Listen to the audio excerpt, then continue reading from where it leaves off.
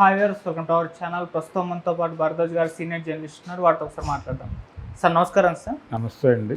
Sir నిన్న BRS party రజతోత్సవ సభ జరిగిందిగా. అయితే ఆ సభలో ఒక ఇన్సిడెంట్ చోటు చేసుకుంది. అక్కడ ఒక ఫ్లెక్సీలో కేసీఆర్ గారి ఫోటోతో పాటు అల్లు అర్జున్ గారి ఫోటో కూడా కనిపించింది. అది మొత్తం ఆ జెండాను ఊపుతూ అక్కడ సందడి చేశారు. అయితే ఈ నేపథ్యంలో అసలు అల్లు అర్జున్ గారి ఫోటో ఎందుకు పెట్టారు? అది అల్లు అర్జున్ గారి ఫ్యాన్సే పెట్టారా, లేకుంటే బీఆర్ఎస్ అండ్ అల్లు అర్జున్ గారు కామన్ మ్యూచువల్ ఫ్యాన్స్ ఎవరైతే ఉంటారో వాళ్ళే తయారు చేస్తారో? అసలు ఎందుకు బీఆర్ఎస్ సభలో పెట్టాల్సి వచ్చింది? ఇది కేవలం రేవంత్ రెడ్డి గారికి అగెనిస్ట్గా మేము బీఆర్ఎస్కి మద్దతు తెలుపుతున్నాం అని చెప్పేసి చెప్పడానికి సింబాలిక్గా పెట్టారని చెప్పేసి అని అనుకుంటున్నారు. ఇప్పుడు ఆ వీడియోని కూడా అల్లు అర్జున్ గారి ఫ్యాన్స్ విపరీతంగా వైరల్ చేస్తున్నారు. మరి దాని వెనుకున్న అర్థం ఏంటి సార్? అంటే బీఆర్ఎస్ పార్టీకి చెందినటువంటి అల్లు అర్జున్ అభిమానులు ఆ జెండాలు ఊపారు అని అనుకోవచ్చు కదా. ఓకే, అంటే అల్లు అర్జున్ అభిమానులు ఏ పార్టీలోనైనా ఉండొచ్చు.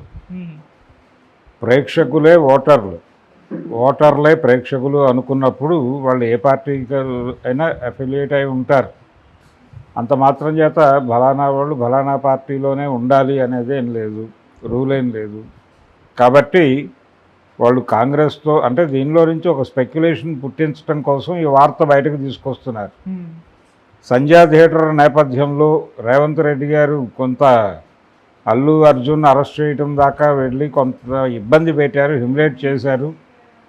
ఆ సందర్భంగా మొత్తం అల్లు అర్జున్ అభిమానులందరూ తీవ్రంగా గాయపడిపోయి వాళ్ళందరూ బీఆర్ఎస్కి వెళ్ళిపోయారు అనటానికి ఇది సంకేతమా అని ఒక స్పెక్యులేషన్ పుట్టించడం కోసం ఇది నడుపుతున్నారు. కానీ నిజానికి ఆ పార్టీలో కూడా అభిమానులు ఉండుండొచ్చు కదా.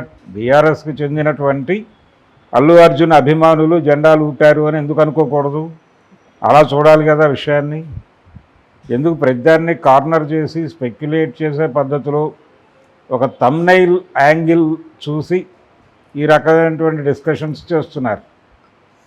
అంటే సార్ ఇప్పుడు చాలామంది హీరోస్ టాలీవుడ్లో ఉన్నారు, వాళ్ళ ఫ్యాన్స్ బీఆర్ఎస్లో ఉండుంటారు. వాళ్ళ ఫ్లెక్సీల్లో వాళ్ళ ఫోటోలు ఎవరి లేవు. ఒక అల్లు అర్జున్ గారినే ఉండడం పట్ల ఇది చర్చనీయాంశంగా మారింది. కానీ ఇంకా వేరే వాళ్ళు ఒక అత్యుత్సాహవంతుడైనటువంటి బీఆర్ఎస్లో ఉన్నటువంటి అల్లు అర్జున్ అభిమాని అలా ఫ్లెక్సీలు కట్టుకుని వచ్చి ఉండొచ్చు. చాలా సందర్భాల్లో ఈ ఊళ్ళల్లో గుళ్ళల్లో జరిగేటువంటి ఉత్సవాలకు కూడా ఫ్లెక్సీల్లో సినిమా యాక్టర్ల మొహాలు పెడుతున్నారు. అంత మాత్రం చేత ఆ హీరోలు ఆ ప్రాంతానికి చెందిన వాళ్ళనో లేకపోతే ఆ కల్చర్కి చెందిన వాళ్ళనో కాదు, వాళ్ళ అభిమానులు ఆ కార్యక్రమం చేస్తూ తన అభిమాన నటుడి బొమ్మను ఆ ఫ్లెక్సీలో పెట్టాలని కోరుకుంటాడు. ఆ కోరుకోవడం వలన జరుగుతూ ఉంటుంది ఇలాంటివి. అట్లాగే ఇది కూడా ఇప్పుడు ఎలక్షన్ టైంలో కూడా ఇలాంటి హడావిడిగా అనిపిస్తుంది. మా హీరో సినిమా హిట్ అయింది, మా అభిమాన రాజకీయ నాయకుడి పార్టీ కూడా ఈ ఎన్నికల్లో గెలవబోతోంది అని కాంబినేషన్ ఫోటోలు పెట్టి సోషల్ మీడియాలో సర్క్యులేట్ చేసేటువంటి అభిమానులు కూడా ఉంటారు.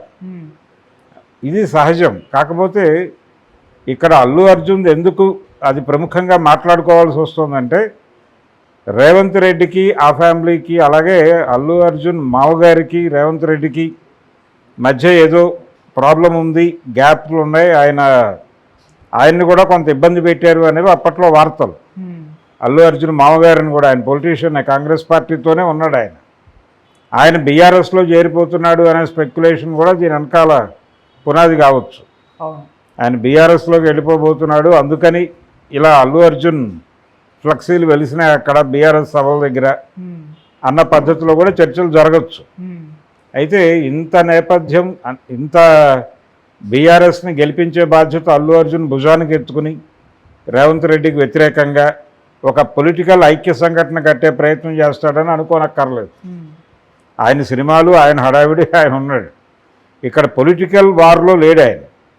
అలాగనే అభిమానులు కూడా అగైనెస్ట్, ఇప్పుడు కాంగ్రెస్తో ట్రావెల్ అవుతున్నటువంటి అభిమానులు కాంగ్రెస్ని వీడి వెళ్ళిపోయే ఈ ఇన్సిడెంట్ వలన కాంగ్రెస్ని వీడి వెళ్ళిపోతారని కూడా అనుకోనక్కర్లేదు.